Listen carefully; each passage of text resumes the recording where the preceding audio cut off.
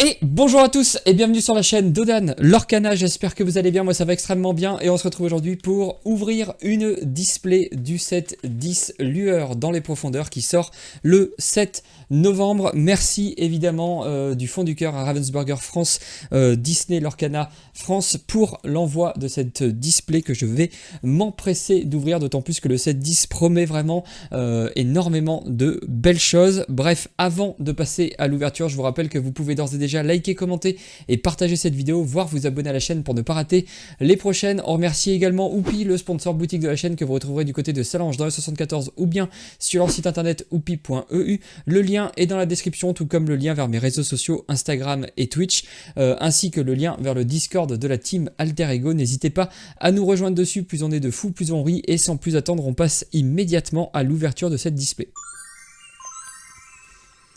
Quelle est belle Lueur dans les profondeurs, le prochain set de Lorcana qui évidemment promet de très belles choses, notamment d'en finir avec la méta un petit peu étrange du set 9. Et sans plus attendre, on va ouvrir des protégés, je trouve pas les mots, des scellés, cette display du set 10. L'illustration est vraiment magnifique et on a juste en dessous les paquets de boosters avec les 3 illustrations qui ont été choisies: Démona, la légendaire violette, Daisy, la légendaire bleue, et une uncommune jaune, Gaston, qui a le mot-clé boost. Et sans plus attendre, puisqu'on en a quand même 24 à ouvrir, on va commencer par ouvrir un booster Démona. Alors je sais pas, j'ai souvent l'impression que les belles cartes sont dans certains boosters avec un certain type de pochette. Alors là, est-ce que ça va être Démona ou Daisy? À voir. Et on commence avec la première carte de ce chapitre 10. Il s'agit de Basile, et évidemment le focus se fait très mal. Basile, souris tenace, suivi de Feu du Dragon, la réimpression du coup qui est vraiment sublime avec cette nouvelle illustration. Croc, une action qui permet d'infliger des dégâts. Gourgi, je sais pas trop ce que c'est comme bestiole, mais dans Taram et le chaudron magique, qui est la nouvelle licence. Le génie, esprit d'investigation, avec le nouveau mot-clé détective. Je viens de remarquer que je n'apparaissais pas à la caméra. Alors bon, c'est pas forcément ce que vous recherchez le plus, ma vilaine tête, mais voilà, je préfère mettre dans des conditions correctes. Voilà. Parfait, nous sommes donc prêts à ouvrir donc le nouveau mot-clé détective pour ce génie. Et je disais, du coup, j'ai l'impression que pour ce set-là, on sent qu'il y a eu des nouveaux game designers qui sont arrivés, notamment peut-être Decandio, puisque les mécaniques ont été poussées et pensées un peu plus que ce qu'on avait jusqu'à présent. Jusqu'à présent, on avait eu par exemple le mot-clé inventeur qui était assez décevant. C'était un mot-clé qui était fun si on voulait faire des decks pour s'amuser à la maison, mais dès qu'on voulait parler un petit peu compétition, tous ces mots-clés-là, évidemment, ne servait plus à rien. Là, j'ai l'impression qu'ils ont poussé le truc et que la mécanique détective pourra en tout cas être jouable compétitivement. Alors on verra hein, ce qu'en dit le moment de vérité quand la méta va commencer à être explorée. Ensuite, on a une action pour 3 Oust ancrable.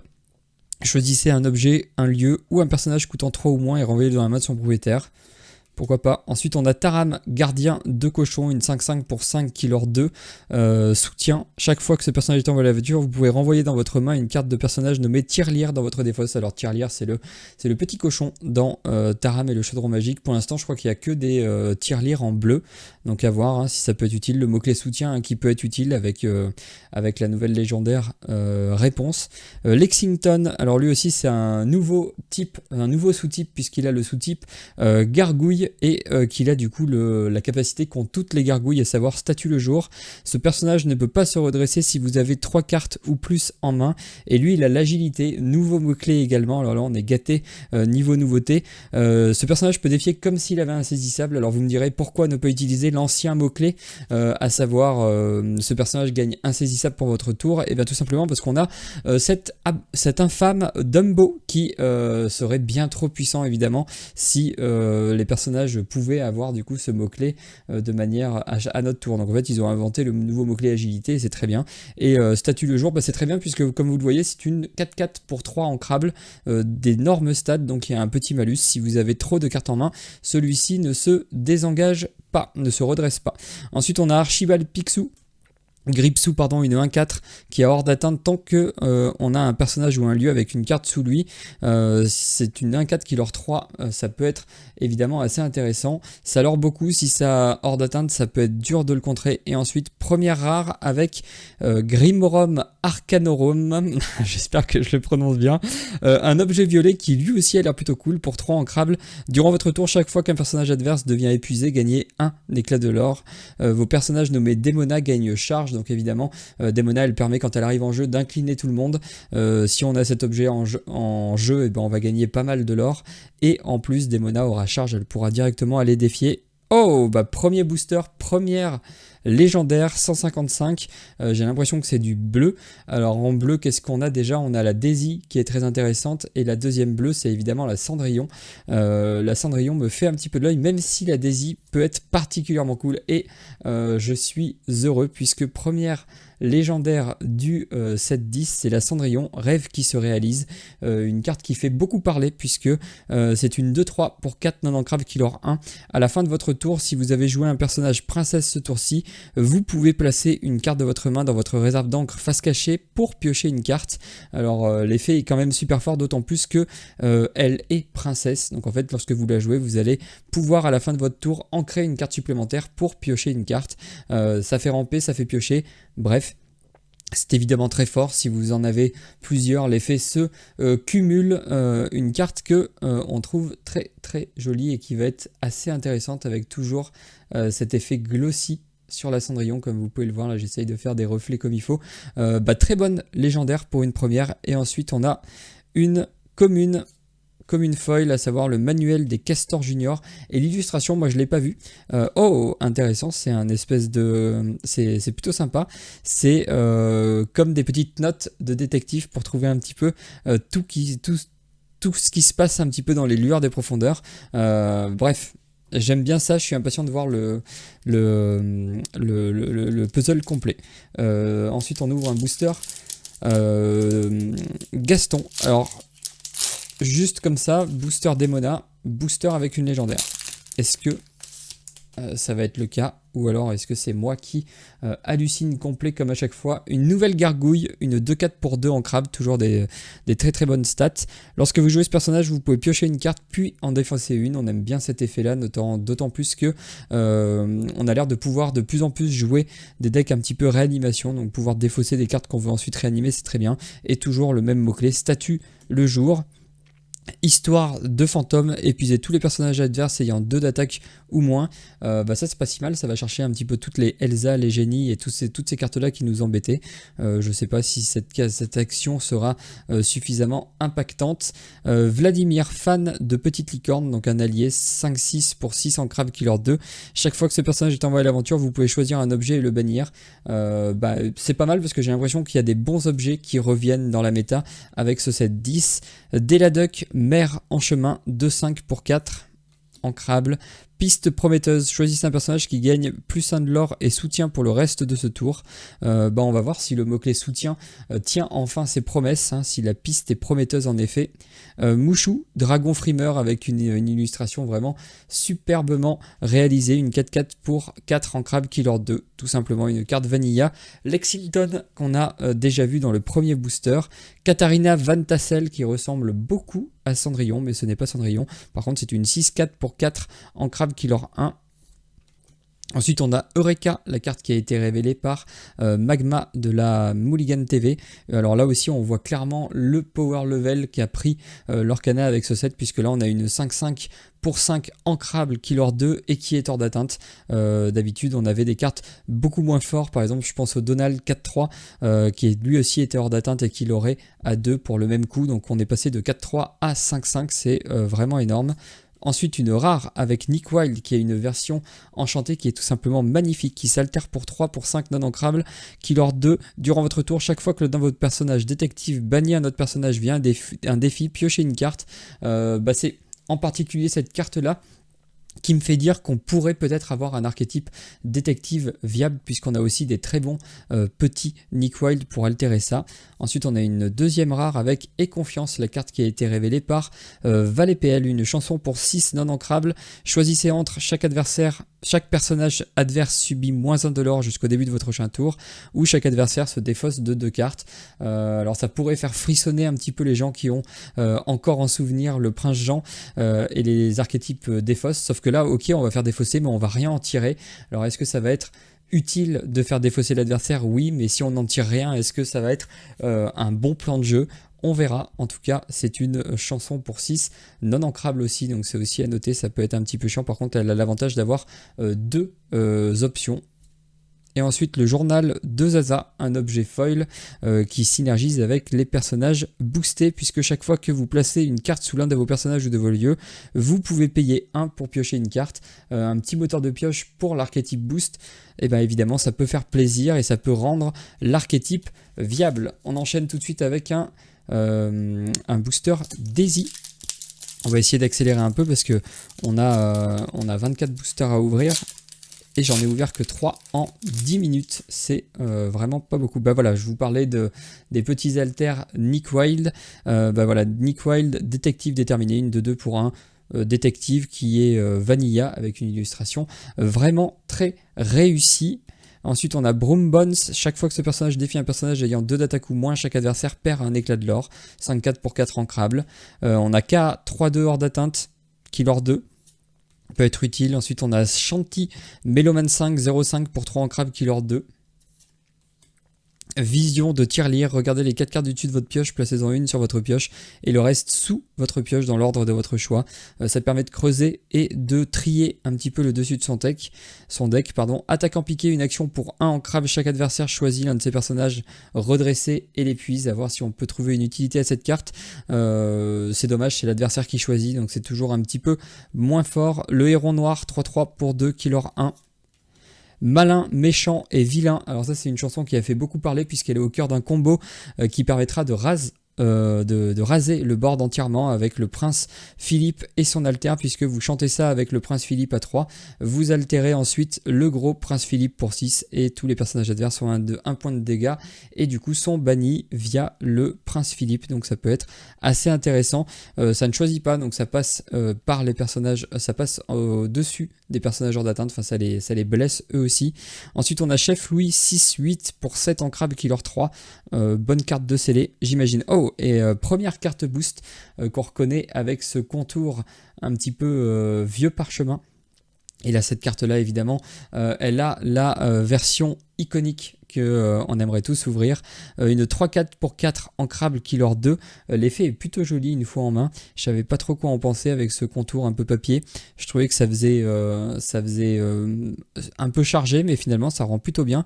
Elle a boost 1, donc une fois durant votre tour, vous pouvez payer 1 pour placer la carte du dessus de votre pioche sous cette carte face cachée. Une fois durant votre tour, lorsque vous jouez une chanson, s'il y a une carte sous ce personnage, vous pouvez piocher une carte. À voir du coup si l'archétype boost peut être joué, mais en tout cas c'est toujours cool d'avoir des manières de jouer qui nous proposent de faire autre chose que de juste curver la sortie, c'est-à-dire au tour 3, un tour 3, au tour 4, un tour 4. Là on va pouvoir jouer un tour 4 au tour 4 et au tour 5 on va se dire est-ce que je préfère booster ma Ariel ou alors continuer à suivre la curve. Enfin voilà, ça ouvre des nouvelles possibilités pour le jeu, des nouvelles façons de jouer et c'est évidemment très intéressant. Ensuite, première super rare avec Mowgli. Je suis plutôt content. Mowgli, petit dôme, une 1-2 pour 2 ancrable. Lorsque vous jouez ce personnage, choisissez un adversaire qui révèle sa main et défausse une carte non personnage de son choix. Alors on pense tout de suite à l'équivalent avec Ludwig, la carte bicolore jaune-bleu. Sauf que là, c'est pas nous qui choisissons, c'est lui qui va choisir. Donc peut-être que c'est un peu moins fort sur le tour 2. Quand bien même vous allez pouvoir aller enlever un vogué si l'adversaire a uniquement des personnages et un vogué, il n'aura pas vraiment de choix. Et dans tous les cas, ça permet de prendre l'info sur la main de l'adversaire et pourquoi pas l'obliger à défausser une carte. Ça va être très méta dépendant. Si dans la méta on a beaucoup de cartes action, je pense pas que Mowgli sera joué comme avant, tout du moins il sera pas joué forcément au tour 2. Il sera peut-être joué un peu plus tard, mais en tout cas, si la méta, par exemple les decks qui veulent absolument ramper au tour 2 et qui n'ont pas vraiment beaucoup d'autres chansons ou d'actions dans le deck, ça peut évidemment être tout à fait destructeur de jouer un Mowgli lorsqu'on est sur le play. Bref, j'espère en avoir 4, c'est une carte qui m'intéresse beaucoup. Et ensuite on a une toute simple, une insaisissable 1-3 pour 3 ancrable Killer 2. On l'avait en rouge avec la mini, on l'a eu en violet avec la fée clochette et maintenant on l'a avec le rouge. Le rouge d'ailleurs qui, je l'espère, a reçu des bonnes cartes. D'après ce qu'on voit, j'ai l'impression qu'il y a pas mal de cartes qui sont intéressantes. J'espère que ça se vérifiera puisque là le rouge avait complètement disparu. Là on a la fée clochette pour 1, une 3-1. Allié et fait. On a le Seigneur des Ténèbres qui a une très bonne version alter à mettre sur lui-même. Là, c'est la version toute simple. Ensuite, on a Anna planifie son hiver, 4-3 pour 4 en Crab Killer 2. Soutien. Encore une fois, on a le mot de clé soutien. Ensuite, on a encore un détective avec Francine, 4-3 pour 3 en Crab, résistance 1. Ensuite, on a Igis, lui aussi détective, 2-2 pour 1 en Crab. Pourquoi pas un deck vert jaune détective. Ensuite, on a Flotsam, 4-2 pour 3 en Crab, l'insaisissable Killer 1. Dommage qu'ils aient pas continué leur petit délire de tous les Flotsam donnent leurs compétences aux Jetsam et tous les Jetsam donnent leurs compétences à tous les Flotsam. C'était plutôt cool, j'aurais bien aimé essayer de construire un deck un peu tribal qui rappellerait évidemment les Slivoid de Magic, mais visiblement non. Une autre très bonne carte aussi pour le violet, 0-2 pour 2 en Crab Killer 1. Offensif 5, donc ça va globalement chercher tout sur le board lorsque vous avez ça qui est posé. L'adversaire, voilà, il va y réfléchir à 2 fois avant de partir à l'aventure parce que il sait que vous pouvez le punir très facilement. Ensuite, on a une nouvelle carte lueur, une nouvelle carte boost, 2-3 pour 3 en Crab Killer 2, boost 2. Tant qu'il y a une carte sous ce personnage, il gagne plus 2 d'attaque et plus 2 de vie. Donc vous pouvez le jouer au tour 3, c'est une 2-3. Par contre, dès le tour 4, ça devient une 4-5 Killer 2. Et là, ça rigole plus. Et c'est ce que je vous disais, ça ouvre en tout cas de nouvelles façons de jouer à l'Orcana et pas uniquement de jouer curvé. Emily frappe 2-2 pour 2 en Crab. Lorsque vous jouez ce personnage, vous pouvez placer la carte du dessus de votre pioche face cachée sous l'un de vos personnages ou de vos lieux ayant boost. C'est ça aussi qui me fait dire qu'ils ont poussé un petit peu plus les archétypes par rapport à avant, qui sont moins timides avec les nouvelles mécaniques, puisque là on a du boost. Certes, les personnages peuvent être boostés par eux-mêmes, mais vous avez aussi des cartes qui vont passer outre ce coup de boost et qui vont vous permettre du coup de booster 1, 2 fois, 3 fois, ou alors de booster d'une manière différente, et c'est ça qui est intéressant et qui peut rendre évidemment l'archétype boost très intéressant. Ensuite, on a un lieu, le château de Wyvern, un lieu rare en gris, 1 de coups pour déplacer vos personnages, 5 de volonté, 2 en Crab Killer 1. Les personnages sur ce lieu ont offensif plus 1 et résistance plus 1. À voir avec les gargouilles, ça peut être évidemment assez intéressant. Vous allez avoir des personnages assez puissants si vous arrivez en plus à aller.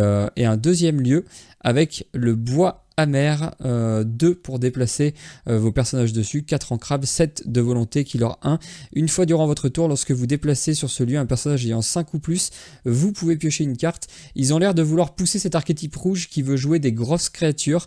Moi ça me plaît, j'avais beaucoup aimé le deck rouge-bleu du set 8 où vous jouiez avec la petite fée clochette légendaire et c'était vraiment très intéressant. Et enfin, non, ce n'est pas un détective, c'est juste un allié Flash, 3-4 pour 3 ancrables, Killer 2. Ce personnage est en jeu épuisé, évidemment, il est un petit peu lent. Chaque fois que ce personnage est envoyé à l'aventure, vous pouvez choisir un personnage détective qui gagne plus d'attaque pour le reste de ce tour. Je suis pas sûr que ce soit très très fort ça pour le coup.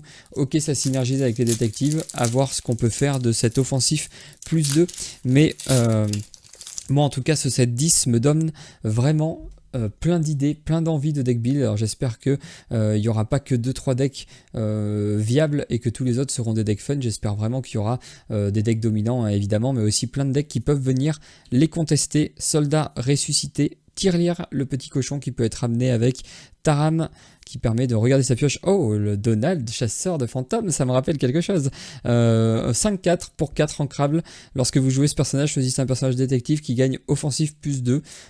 C'est peut-être un peu cher, mais à voir encore une fois si l'archétype détective est intéressant. Ça peut être une sorte de mini Jafar, de mini Merlin Crabe, donc pourquoi pas.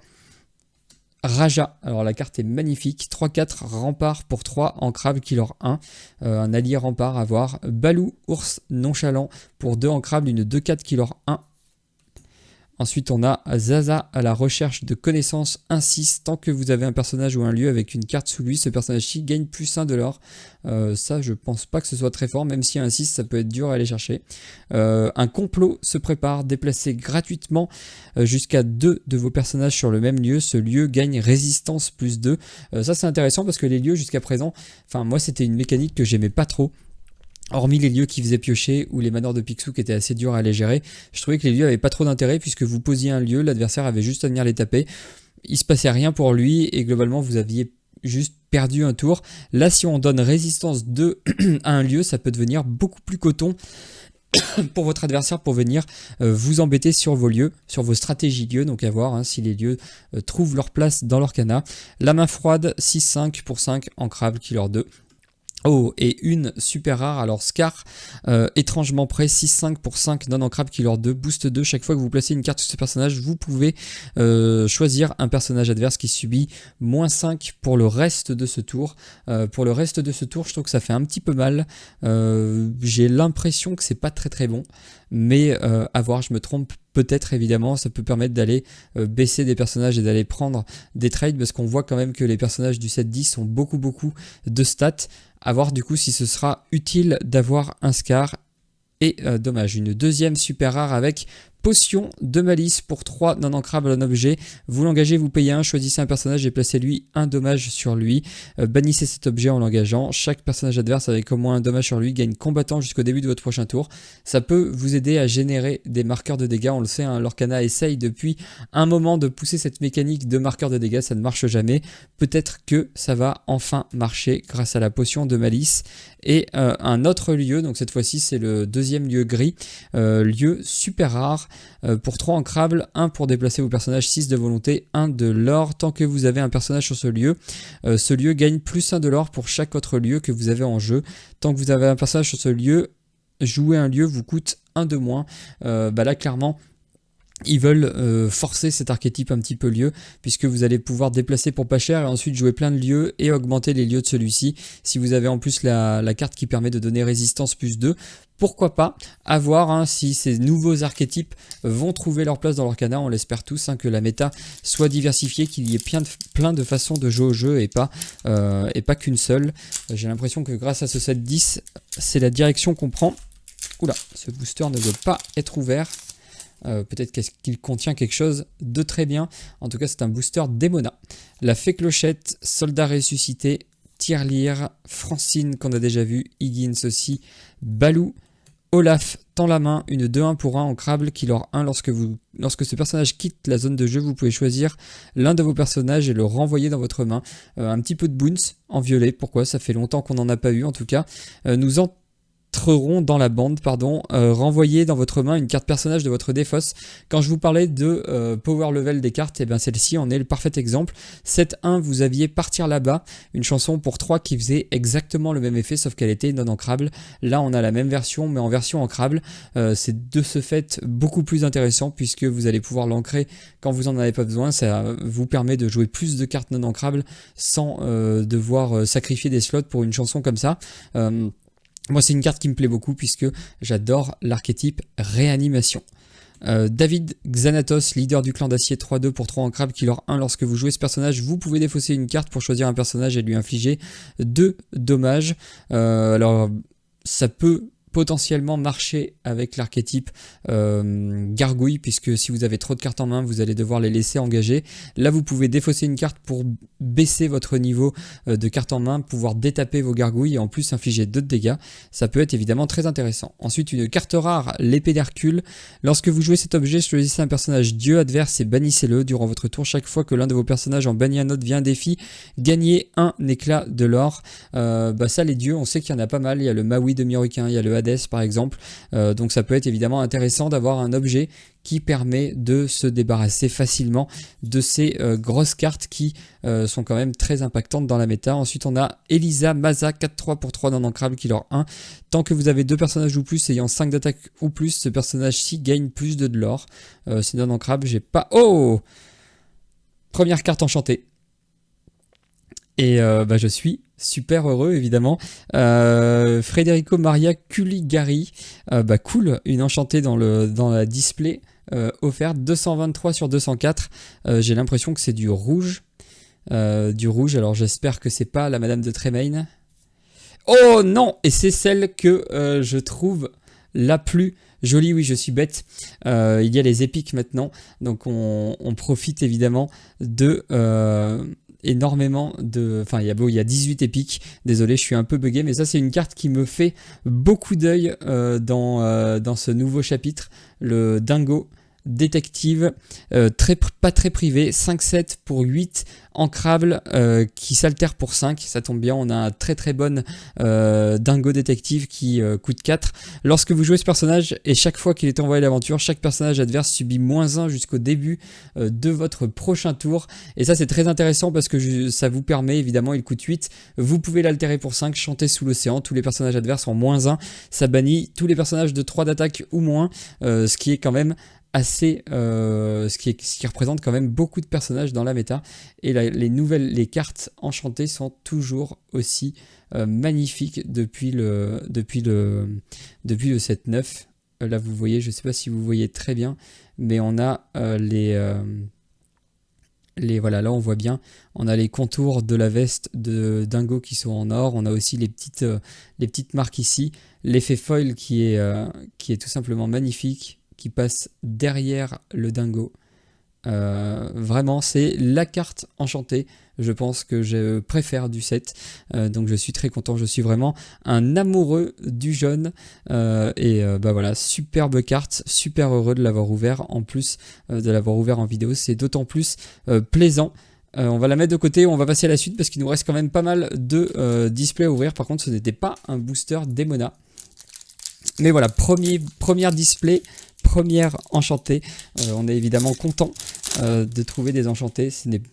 Maintenant, il y a les iconiques encore au-dessus, mais les iconiques, c'est vraiment un niveau beaucoup plus rare. Donc, je n'espère même pas trouver des iconiques. Rassemblez les indices pour 2 ancrables. Choisissez un personnage adverse qui ne peut pas défier lors de son prochain tour. Piochez une carte. Pourquoi pas, une petite action qui permet de piocher. Bronx, Gargouille, Combattant, 6-4 pour 3 ancrables, qui ne l'or pas. Zaza, alors ça c'est le petit alter d'une carte qui va être très intéressante, le Zaza alter légendaire verte, même si celle-là pourrait rentrer dans le vert jaune chien, puisque vous avez les ladies qui demandent qu'à être boosté pour l'oré à 3, et bien grâce à cette Zaza, vous allez pouvoir donner déjà plus 2 de force à votre lady, ça peut être évidemment très intéressant. Mâchouiller et crachouiller, choisissez un personnage et retirez-lui jusqu'à 2 dommages. Jouer des personnages nommés Gurgi vous coûte 1 de moins, alors pour l'instant je crois qu'il n'y en a pas beaucoup. Le génie, le manuel des Castors Junior, le journal de Zaza. Il est temps de partir, une action, choisissez l'un de vos personnages et bannissez-le pour piocher 2 cartes. S'il y avait une carte sous lui, piochez 3 cartes à la place. Ça c'est intéressant, ça peut permettre au rouge de trouver des manières de piocher, puisque jusqu'à présent il en avait pas du tout. Ça peut potentiellement débloquer un archétype rouge-gris.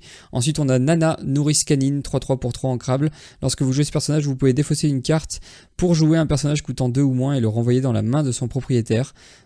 Pourquoi pas, pour choisir un personnage coûtant 2 ou moins et le renvoyer. C'est une nouvelle mécanique de Boons dans l'Orcana pour le violet.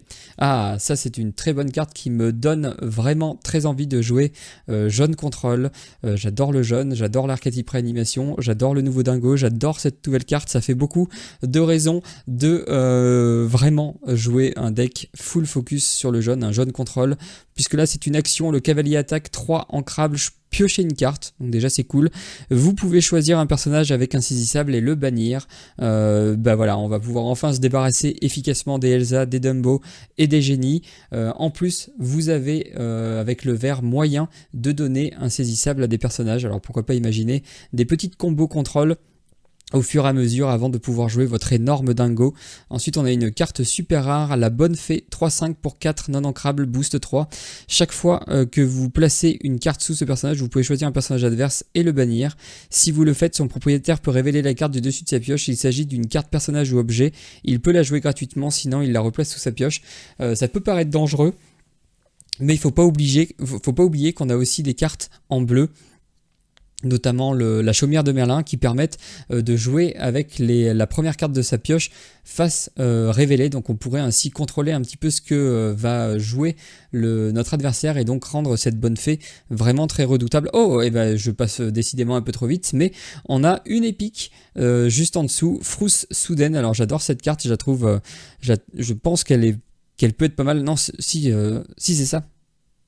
Ah non, c'est pas la version, c'est pas l'action à 6, c'est l'action à 4. Pour 4 ancrables, fausse soudaine, une action, choisissez un personnage adverse et placez-le dans la réserve d'encre de son propriétaire face cachée. Son propriétaire place la carte du dessus de sa pioche dans sa réserve d'encre face cachée. Donc ça fait ramper, donc ça vous permet de gérer quelque chose chez votre adversaire. Malheureusement, ça le fait ramper 2 fois. Donc à voir, hein, si vous êtes contre des archétypes contrôle, c'est peut-être pas la meilleure carte. Heureusement, elle a le bon goût d'être ancrable et ce foil un peu bleuté sur les cartes épiques bleues est tout simplement magnifique. Et ben on est gâté dans cette display pour l'instant. Alors on n'a pas beaucoup de légendaires, mais par contre on a déjà une épique et une enchantée. Et ma foi, ça fait fort plaisir. Moi le dingo, je suis vraiment ultra ravi de l'avoir trouvé en enchanté. C'est la carte que je trouve la plus jolie et la plus intéressante dans ce set, enfin en tout cas qui me donne vraiment envie en début de set de la tester. Mini chasseuse de fantômes, détective 2-3 pour 2 ancrable. Lorsque vous jouez ce personnage, vous pouvez choisir un personnage détective qui gagne agilité. À voir ce que donne l'archétype agilité Rama. Chaque fois que vous jouez un autre personnage ayant 5 d'attaque ou plus, vous pouvez redresser ce personnage-ci. Si vous le faites, ce personnage-ci ne peut pas être envoyé à l'aventure. Donc là c'est une 6-6 pour 6 ancrable killer 2. Tout simplement ça joue encore une fois le rouge avec l'archétype 5 d'attaque ou plus. Shanti, fille du village, vision de tirelire, aussi fragile qu'une fleur. Donc là c'est une chanson pour 3 ancrables. Piochez une carte, choisissez un personnage coûtant 2 ou moins et épuisez-le. Il ne se redresse pas au début de son prochain tour. Pourquoi pas, hein, le violet veut aussi essayer de nous faire jouer un archétype un peu freeze. À voir si on y arrive avec ce genre de chanson. Carte indéchiffrable pour 3 ancrables, un objet. Vous l'engagez, vous payez 1, choisissez un personnage adverse qui subit moins 1 de l'or jusqu'au début de votre prochain tour. Ça peut être intéressant pour empêcher l'adversaire de trop monter vite en lore. Arès, dieu de la guerre, 3-3 pour 2, ancrable, combattant. Une fois durant votre tour, lorsque vous placez une carte sous l'un de vos personnages ou de vos lieux, vous pouvez choisir un personnage et le redresser. Si vous le faites, le personnage ainsi choisi ne peut pas être envoyé à l'aventure pour le reste de ce tour. Encore une carte qui permet de synergiser un petit peu avec le boost, de pouvoir protéger des personnages qu'on aurait boosté. On a le Grand Illuminarium, un lieu qui, pour le coup, est un lieu intéressant de facto puisqu'il permet de piocher lorsque vous avez des personnages dessus. Même heureusement il a très peu de vie. Bon, il coûte pas très cher, donc à voir un petit peu ce que ça peut donner. Ensuite on a une rare avec le Seigneur des Ténèbres, donc c'est pas la version alter super rare, c'est la 2-2 pour 2 ancrable. Durant votre tour, si une carte ou plus a quitté la défausse d'un joueur, ce personnage-ci gagne plus 2 de l'or. Donc à voir, hein, ça pousse là aussi à jouer avec la défausse. C'est un petit peu cohérent en termes de cartes puisque le Seigneur des Ténèbres aime réanimer les morts. Et ensuite on a une super rare, ah bah voilà, on en parlait.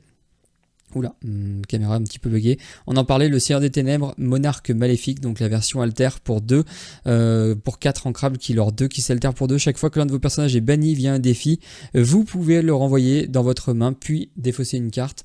C'est évidemment très intéressant. Vous allez sauver vos personnages que vous allez remonter en main et vous allez pouvoir défausser des personnages pour ensuite les réanimer. Moi ça me plaît beaucoup cette carte là. Et ensuite une carte commune foil, du coup une 3-3 pour 3 ancrable charge killer 1. Donc là aussi on voit encore une fois le power level, hein. Les 3-3 charge pour 3, avant elles étaient non ancrables, maintenant elles sont ancrables et c'est tant mieux. Et on continue. On essaye d'accélérer un peu, sinon ça va durer très longtemps. Les jumeaux, enfants perdus. Lorsque vous jouez ce personnage, si vous avez un lieu, vous pouvez choisir un personnage et lui infliger 2 dommages. Sherkan, il y a des nouveaux Sherkan et ils sont tous très très beaux. Là c'est une 3-3 pour 2, ancrable, killer 1. Finnick, le nouveau kit que vous allez pouvoir jouer dans la nouvelle méta, une 1-2 pour 1 en crabe killer 1. Lorsque vous jouez ce personnage, vous pouvez payer 2 de plus pour choisir un personnage adverse ayant 2 d'attaque ou moins et le renvoyer dans la main de son propriétaire. C'est un kit qui peut être joué au tour 1, donc c'est pas mal. Des fois vous avez envie d'avoir des tours 1 pour pas perdre le fil, mais vous pouvez aussi lui trouver des utilités plus tard dans la partie pour renvoyer des personnages un petit peu pénibles. Mâchouiller et crachouiller, badge de police, ça c'est un objet qui est très intéressant, c'est la première fois qu'on a ça dans l'Orcana. Vous allez pouvoir l'engager, payer 1, choisissez un personnage qui gagne résistance plus 1 et la classification détective jusqu'au début de votre prochain tour. On a enfin des cartes qui permettent de donner des sous-titres à d'autres cartes. Ça peut clairement rendre l'archétype viable puisque vous allez pouvoir donner détective à un autre personnage et lui faire profiter de plein de bonus que pourraient avoir les détectives entre eux. Donc ça c'est une carte qui je trouve est très très intéressante. Aussi fragile qu'une fleur, on l'a déjà vu. La Jasmine, princesse apaisante, 2-5 pour 4 en crabe, killer 2, boost 2. Chaque fois que ce personnage est envoyé à l'aventure, s'il y a une carte sous lui, retirez jusqu'à 3 dommages de chacun de vos personnages. Du soin de masse, on a vu qu'il y avait quand même pas mal de... il y avait pas mal de cartes qui allaient pouvoir blesser vos personnages. Vous allez pouvoir potentiellement raser le board si vos personnages sont blessés. Donc à voir si ça peut être intéressant. C'est une princesse, au cas où. Ensuite, on a Goliath, gardien du château de Wyvern, 5-5 pour 4 en crabe, killer 1. Chaque fois que l'un de vos personnages gargouille défie un autre personnage, gagnez un éclat de l'or. Et toujours pareil, statue le jour. Oh, Merlin terminant ses recherches. Alors je trouve cette carte vraiment magnifique. Cette carte lueur est vraiment super belle. Pour 2 non ancrables, une 0-3 killer 2 qui a boost 2. Lorsque ce personnage est banni via un défi, s'il y avait une carte sous lui, piochez 2 cartes. Ça peut être intéressant. Ça peut être un sacré bon moteur de pioche. Et ensuite, on a une rare avec Balou, ami et gardien, 3-8 pour 6 ancrables, killer 2, rempart et soutien. C'est une sacrée bête. À voir évidemment si c'est utile. Et ensuite une autre rare avec Chef Bogo, prend les décisions, 4-1 pour 4 en crabe. Durant votre tour, ce personnage ne peut pas subir de dommages. Il l'or pour 1 et vos autres personnages gagnent la classification détective, une autre carte qui permet de donner détective à tout votre board. Moi je pense, en tout cas j'ai l'envie que l'archétype détective puisse être jouable. Et ensuite on a Goliath en foil. Booster Démona. Il est temps d'avoir quelques petites légendaires maintenant, même si on a été gâté. Une épique, une enchantée déjà. Ça fait extrêmement plaisir. Inspectrice Tezuka, 2-3 pour 2, rempart, détective. Rama, qu'on a déjà vu. Flagada Jones, 4-4 pour 4 en crabe. Lorsque vous jouez ce personnage, vous pouvez bannir un lieu. Donc on va voir si les archétypes lieux sont très forts, et ce genre de carte là va permettre de rééquilibrer la balance. Mami Baba, 2-6 pour 4 en crabe, rempart, allié. À voir du coup. Li Chang, 2-4 pour 3 en crabe, killer 2. Mushu, dragon frimeur, encre jet, un nouvel objet très intéressant en bleu pour 2 en crabe. Lorsque vous jouez cet objet, piochez une carte et ensuite vous pouvez l'engager, payer 1 et donner agilité à un personnage, donc il va pouvoir aller trade les personnages insaisissables et ça c'est très intéressant. Journal de Zaza qu'on a déjà vu. Fusée de Mouchou, lorsque vous jouez ce personnage, choisissez un personnage qui gagne charge pour le reste de ce tour. Pour 2, vous pouvez bannir cet objet, choisir un personnage qui gagne charge pour le reste de ce tour, donc en fait vous pouvez le faire 2 fois. C'est un objet qui coûte 1, ça peut peut-être faire revenir la belle. Goldgi, Old Guilt, disons que c'est un peu dur à dire, 3-4 pour 3 ancrables, killer 1, lorsque vous jouez ce personnage, choisissez un adversaire qui révèle sa main et défausse une carte lieu de votre choix, donc là aussi ça va clairement attaquer l'archétype lieu si jamais celui-ci est viable. Chaque fois que ce personnage est en voiture, vous pouvez choisir un joueur et placer une carte lieu de sa défausse sous sa pioche pour gagner un éclat de l'or. Donc si l'archétype lieu est existant dans la méta, c'est sûr que cette carte là sera très intéressante. Ensuite on a une super rare avec le Simba rang devenir. Alors c'est une carte qui rappellera Mufasa au plus ancien, 5-5 pour 7 en crabe, killer 3, boost 3. Chaque fois que vous placez une carte sous ce personnage, vous pouvez révéler la carte du dessus de votre pioche. S'il s'agit d'une carte personnage, vous pouvez la jouer gratuitement épuisée, sinon placez-la sous votre pioche. Alors ça paraît un peu cher, il s'altère pas, mais pourquoi pas dans un bleu jaune un petit peu rampe, pourquoi pas imaginer des manières alternatives de payer le boost, voire de le jouer plusieurs fois par tour pour rendre cette carte viable. En tout cas c'est une carte qui est intéressante. Et deuxième épique déjà 213, et c'est la Megara, gardienne du secret. Alors là aussi on a le foil vert cette fois-ci qui est vraiment très très beau, 3-4 pour 3 en crabe qui leur 1. Boost 1, tant qu'il y a une carte sous ce personnage, il gagne plus 1 de l'or et chaque fois que ce personnage est défié, chaque adversaire défausse une carte. C'est un Ondin boosté aux hormones, bon, qui arrive un peu plus tard, mais qui peut clairement faire la différence. 2 épiques, une enchantée, maintenant il manque plus que des légendaires et on sera tout simplement très heureux de cette ouverture.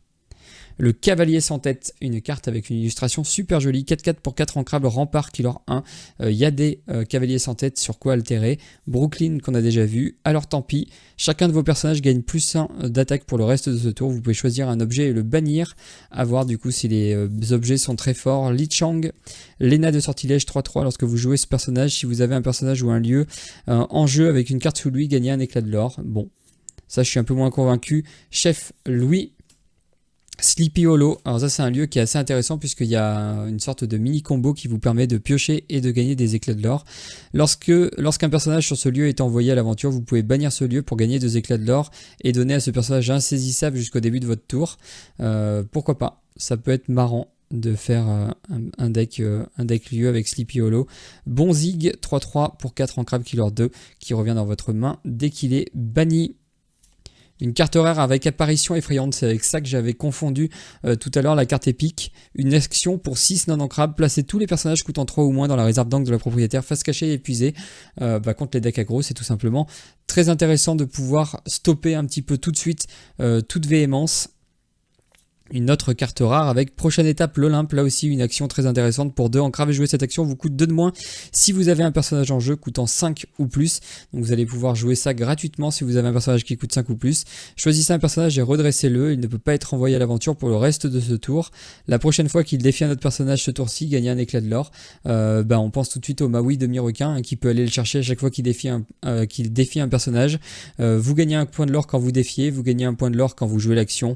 Bref, ça peut raser des boards et vous faire monter très très haut en termes de trop cool, en termes de l'or. Et on enchaîne avec une légendaire foil 118. Donc là 118 ça doit être du rouge. Je sais que Maui était 124, donc je dirais que c'est du rouge.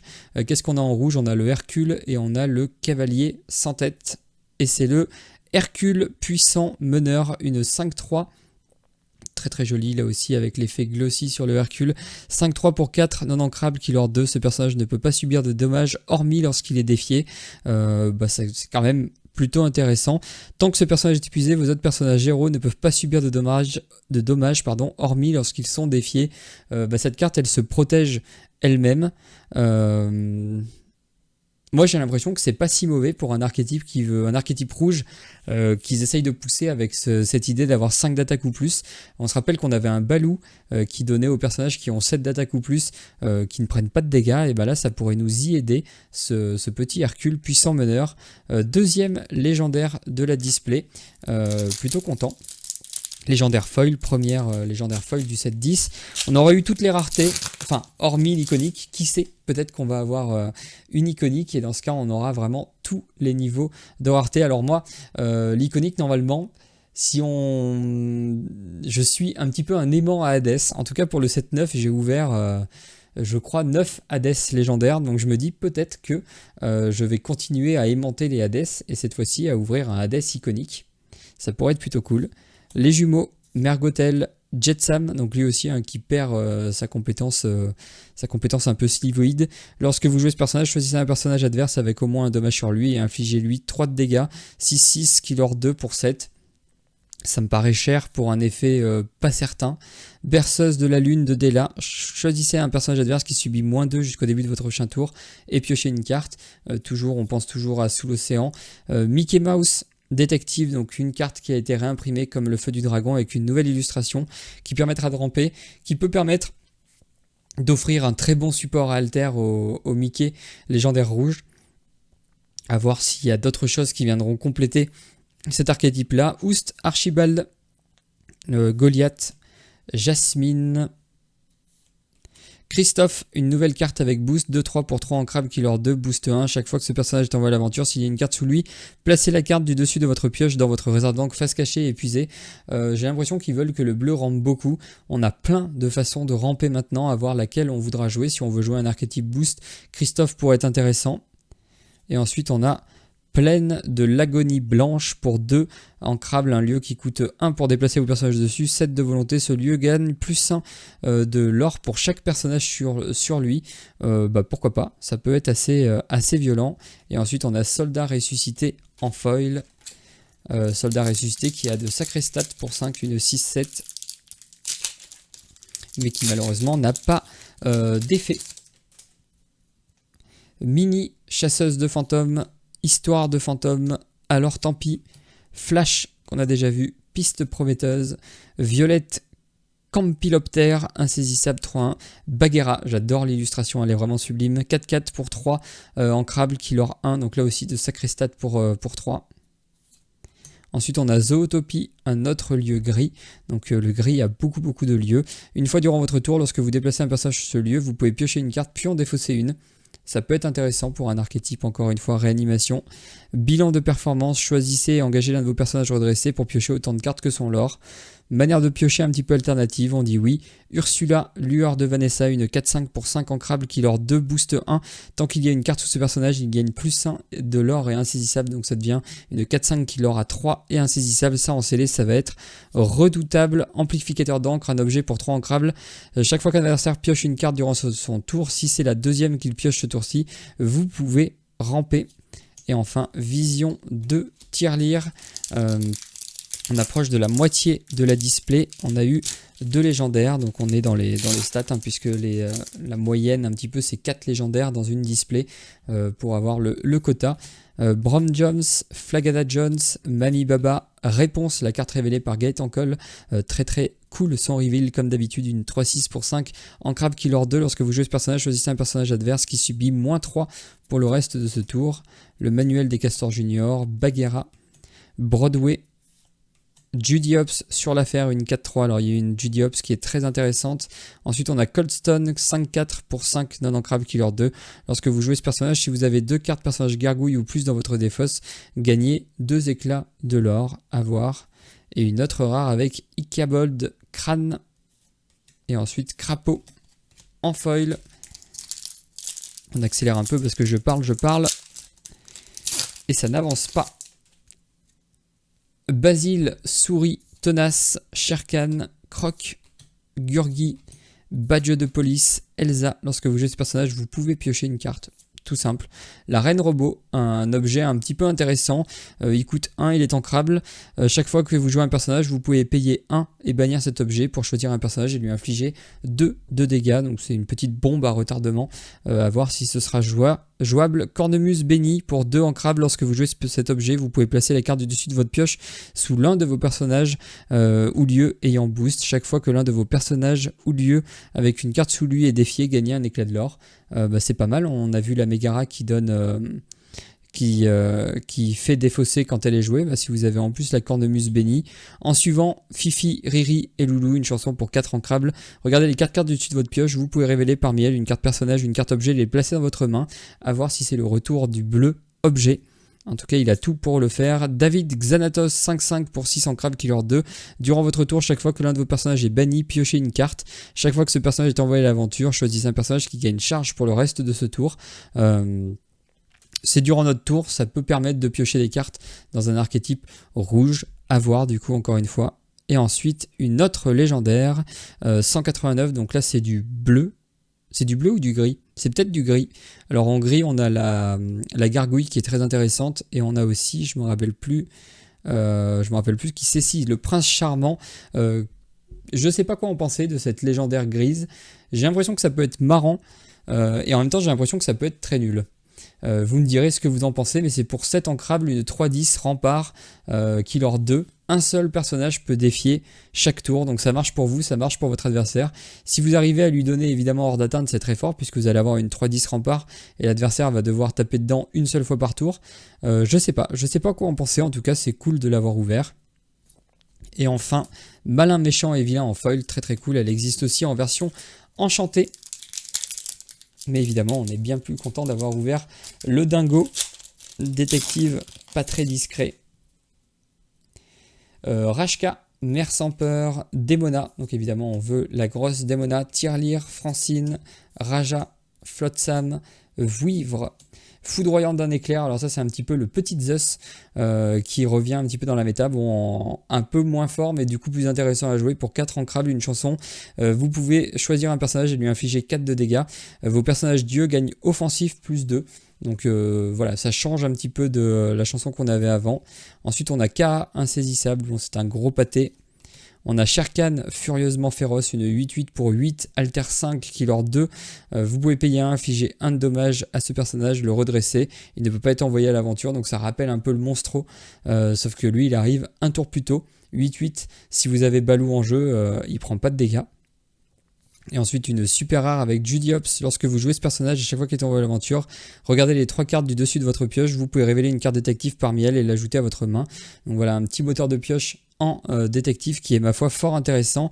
Elisa Maza en foil rare. On a pour l'instant, normalement on devrait avoir au moins une autre légendaire, voire 2 si jamais on compte pas la foil. Le Seigneur des Ténèbres, Anna, Donald, chasseur de fantômes, le Destrier sans tête, une carte au design très très étrange. L'amoureux, Balthazar Picsou, 4-3 pour 3 ancrables. Lorsque vous jouez ce personnage, choisissez un personnage avec une carte sous lui qui gagne plus 1 de l'or pour le reste de ce tour. Ça combote avec boost, à voir ce que donnera l'archétype boost. Le héron noir, malin, méchant et vilain. Ensuite on a le dingo, ah oui on a ces nouvelles cartes aussi, tous les champions de chaque couleur qui sont très intéressantes. J'adore le champion d'ambre, le Mickey, lui aussi est plutôt pas mal. Chaque fois que l'un de vos personnages émeraude est défié et banni, bannissez le personnage ayant défié et vos autres personnages émeraude gagnent hors d'atteinte. Ça va peut-être donner envie de deck build, des decks mono vert en termes de créatures. Donc voilà, encore une fois, ça pousse le deck build dans des directions qu'on n'a pas l'habitude de prendre. On peut aussi choisir de jouer un deck jaune-vert avec les 2 champions d'ambre et d'émeraude pour qu'ils profitent au maximum de tout ça. Enfin bref, c'est très intéressant, il leur deux. C'est plutôt cool comme design. Les tunnels de l'Illuminarium et Zaza, amatrice de mystère.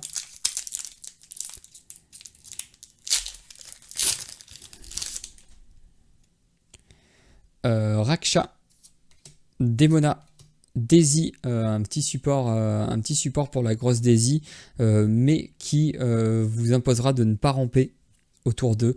Donc à voir si ça rendra la Daisy légendaire intéressante. Clawhauser, le reveal de Tom et Evan, reveal très très cool. L'amoureux, Gaston, foudroyant d'un éclair, K, serpent dissimulé. Le Mickey Mouse, champion d'ambre, et ben on en parlait juste avant, le voici, 2-5 pour 4 ancrables. Vos autres personnages ambre gagnent plus de vie, c'est quand même pas mal. Tant que vous avez 2 autres personnages ambre ou plus en jeu, ce personnage-ci gagne Mélomane 8. Mélomane 8, bah, ça peut chanter sous l'océan. Donc voilà, encore une fois, plein de cartes super cool. Plein de cartes moi qui me donnent vraiment envie de deck build plein de choses. Et ensuite on a le champion d'acier, et bah décidément on en avait vu aucun, on envoie 3 en 2 boosters. Durant votre tour, chaque fois que l'un de vos autres personnages acier bannit un autre personnage via un défi, gagnez 2 éclats de l'or. Chaque fois que vous jouez un autre personnage acier, vous pouvez choisir un objet et le bannir. L'effet est plutôt cool, c'est un effet de Kaloun, un effet de Robin des Bois légendaire. À voir si rouge-gris peut se permettre de jouer ce genre de carte. Et ensuite, et ben voilà, on a un deuxième plutôt en foil cette fois-ci. Les champions de couleur arrivent en masse. Et il nous reste 6 boosters. Le cavalier sans tête, Brooklyn, Vladimir, Eilon, oui, je connaissais pas le nom de la princesse de Taram. Réponse, Lena de Sortilège. La fée clochette Alter 3, lorsque vous jouez ce personnage, choisissez un personnage d'Ers ayant 2 ou moins et épuisez-le. Judiops sur l'affaire, on l'a déjà vu. Olaf tend la main. Ensuite on a Balthazar Picsou, alors j'aime bien cette carte aussi. 4-7 pour 6 ancrables, killer 2 qui s'altère pour 4. On a vu juste avant un petit Picsou plutôt intéressant. Chaque fois que vous jouez un personnage ou un lieu ayant boost, vous pouvez placer la carte du dessus de votre pioche sous la carte jouée face cachée. Ça permet de booster immédiatement. On pense évidemment au Simba qui coûte 7, qui permettrait d'être joué et d'être boosté instantanément et donc de jouer 2 créatures pour 7. Ça pourrait être intéressant.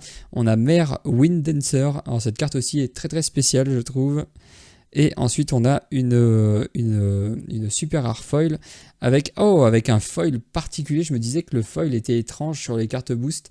Il est Ah, il est plutôt joli, il est un petit peu éparpillé, il est un petit peu comme s'il était froissé, un petit peu comme l'effet de la carte. Et en plus, la carte est plutôt intéressante, 4-4 pour 3 ancrables, boost 1 combattant. Tant qu'il y a une carte sous ce personnage, vos personnages gagnent combattant. Vos personnages avec combattant gagnent engagez-les pour gagner un éclat de l'or.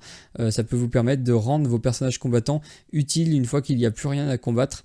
Et l'effet foil est plutôt sympa. J'aime bien, ça change, c'est très joli.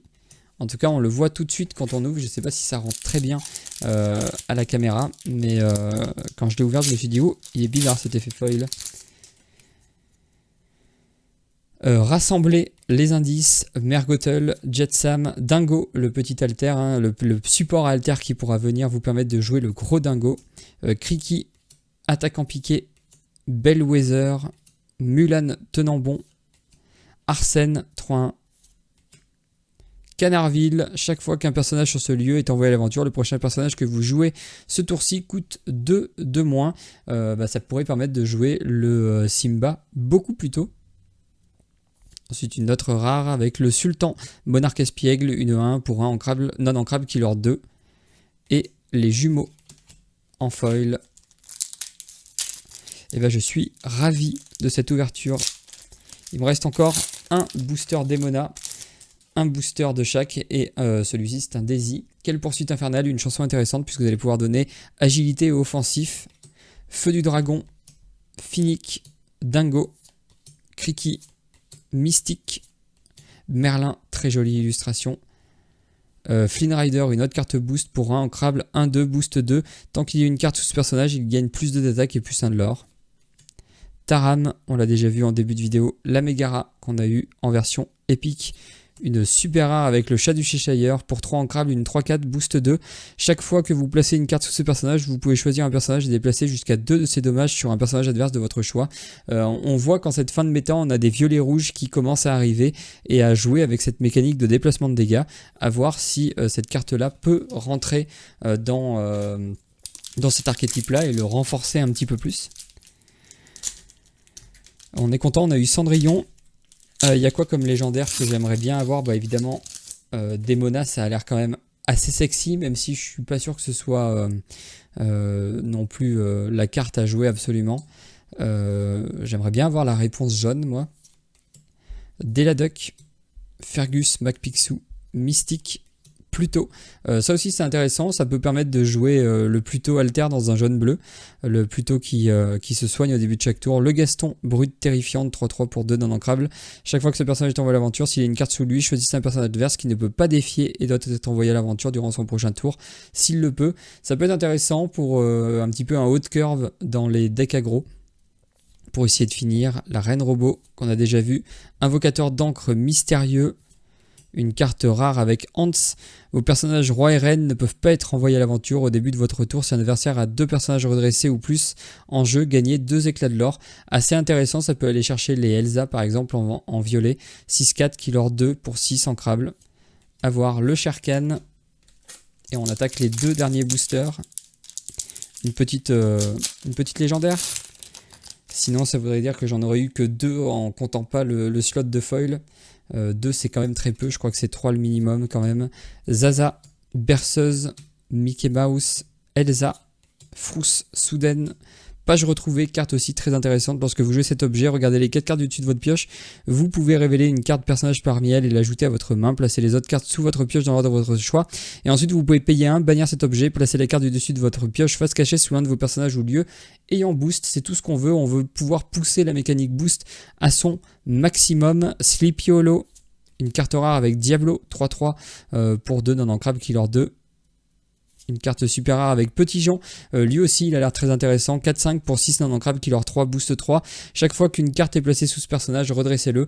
Il y a peut-être moyen de faire des decks un petit peu OTK avec ce prince, ce Petit Jean.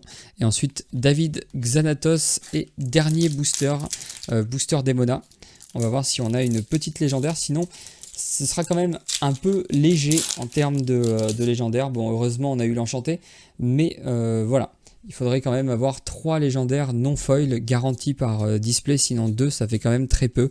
Akela, Halloween, Fergus, MacPixou, Violette, Pluto, La bête, une autre carte avec boost, 3-2 pour 2 ancrable qui leur 1 boost 2 chaque fois qu'il défie un autre personnage. S'il y a une carte sous lui, chaque adversaire perd un éclat de l'or et vous en gagnez 2. Bah voilà, pour ceux qui aiment bien jouer l'archétype un peu vampire, ça peut être plutôt cool. Nana, une carte rare avec la championne d'améthyste, la mini, 2-3 pour 4 ancrable qui leur 2. Chaque fois que l'un de vos personnages, de vos autres personnages améthystes est banni, via un défi, vous pouvez piocher une carte. Et oui, ouf, une légendaire, cette fois-ci c'est une légendaire 55, donc ça doit être du violet. Violet, on a quoi? Bon, on a Démona. Et la deuxième violette, c'est, je me rappelle plus, mais on a Démona, tant mieux, c'est Démona dans un booster Démona. Bah cool, c'est la légendaire qui fait le plus parler jusqu'à présent. Les gens pensent qu'elle va coûter un petit peu comme le Dumbo, et ben je suis très content d'en avoir déjà ouvert une. J'espère en ouvrir plus que les Dumbo, puisque les Dumbo, j'ai dû en acheter 3, et je les ai achetés au moment où ils coûtaient évidemment très cher. Donc Démona, pour ceux qui ne connaissent pas, c'est une 5-6 pour 6 en crabe qui leur 2. Lorsque vous jouez ce personnage, épuisez tous les personnages adverses. Ensuite, chaque joueur ayant moins de 3 cartes en main pioche jusqu'à en avoir 3. Ce personnage ne peut pas se redresser si vous avez 3 cartes ou plus en main. Carte qui va être beaucoup testée à coup sûr. Et enfin, le génie, esprit d'investigation. Et on va finir en montrant un petit peu tout notre butin, puisqu'on a eu quand même pas mal de cartes cool. On a eu notamment 4 légendaires, dont une foil. Et on a eu notamment Cendrillon et Démona, qui sont les deux légendaires qui font le plus de bruit pour l'instant. On a eu Hercule en foil. Ensuite, on a eu 2 cartes épiques, à savoir Frousse, Soudaine et Megara. Et surtout, on a eu cette magnifique carte enchantée, le Dingo détective pas très privé. Je vais essayer de faire un petit focus dessus, parce que je trouve la carte vraiment splendide. Alors, je ne sais pas si je peux faire ressortir tous les effets, tous les détails de la carte. Mais voilà, on a des effets foil un peu éclairs qui passent derrière le Dingo. Elle est vraiment très jolie, cette carte. Et en plus, moi, c'est une de mes cartes qui me donne le plus envie de jouer dans le 7-8, dans le 7-10. Bref, je suis très content d'avoir ouvert ce Dingo. J'espère en tout cas que la vidéo vous aura plu. Si c'est le cas, n'hésitez pas à liker, commenter et partager la vidéo, voire vous abonner à la chaîne pour ne pas rater les prochaines. Il ne me reste plus qu'à vous souhaiter une excellente journée et ou une excellente soirée. Tout dépendra évidemment du moment où vous choisissez de regarder cette vidéo. Allez, salut!